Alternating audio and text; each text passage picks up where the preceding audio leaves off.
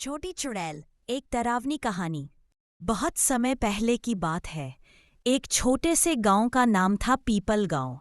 ये गांव बड़ा ही शांत और सुंदर था। वहाँ एक भूतों का एक घर था। कहते थे वहाँ कई सालों से कोई नहीं रहता सिवाय तारा के। तारा एक 8 साल की छोटी सी लड़की थी जो अक्सर उस हवेली में दिखाई देती थी। उसकी बड़ी बड़ी आंखें और हमेशा चुप रहने की आदत ने गांव वालों को डरा रखा था। कोई नहीं जानता था कि वो कहाँ से आए हैं और उसके माँ बाप कौन हैं। बस एक दिन अचानक उस घर में रहने लगी। एक दिन कुछ बच्चों ने तारा को चिढ़ाना शुरू किया।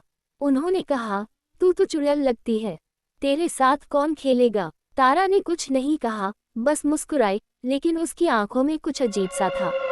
उस रात गांव में पहली बार अजीब घटनाएं हुई। एक किसान की आकस्मिक मौत हो गई। एक औरत ने देखा कि उसका बच्चा हवा में उठने लगा। और सबसे डरावनी बात, कई बच्चों ने रात में सपना देखा कि तारा उनके कमरे में आए और बोली, अब खेलोगे न मेरे साथ। गांव वाले डर गए। उन्होंने गांव के पुजारी पंडित हरिराम को बुलाया। उन्होंने हवेली के बाहर पूजा की और तारा के बारे में ध्यान लगाया। और पंडित जी ने कहा, ये कोई साधारण लड़की नहीं है, ये एक आत्मा है, एक छोटी चुड़ैल। पता चला कि कई साल पहले इसी घर में ये औरत रहती थी जिसकी बेटी बचपन में एक दुर्घटना में मर गई थी। वह औरत पागल हो गई और बेटी की आत्मा को इसी घर में बांध लिया।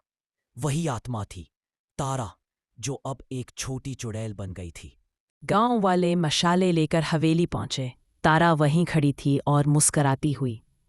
जैसे ही वो आगे बढ़े, एकदम से बिजली चमकने लगी और बारिश होने लगी और सब अंधेरे में डूब गए।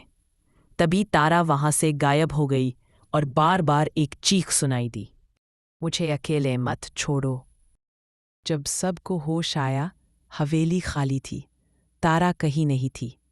आज भी कहते हैं, पूर्णिमा की रात जब चांद पूरा होता है, हवेली से बच्चों की हंसी की आवाज़ आती है और कभी कभी कोई मीठी सी आवाज़ कानों में गूंजती है, अब तो खेलोगे ना मेरे साथ।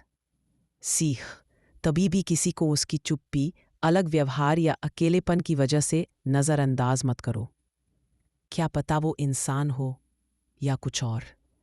अगर आप चाहें तो मैं इस पर आधारित एक सीरीज़ या अगला भाग भी लिख सकता हूँ, छोटी चुड़ैल की वापसी। क्या आप चाहेंगे?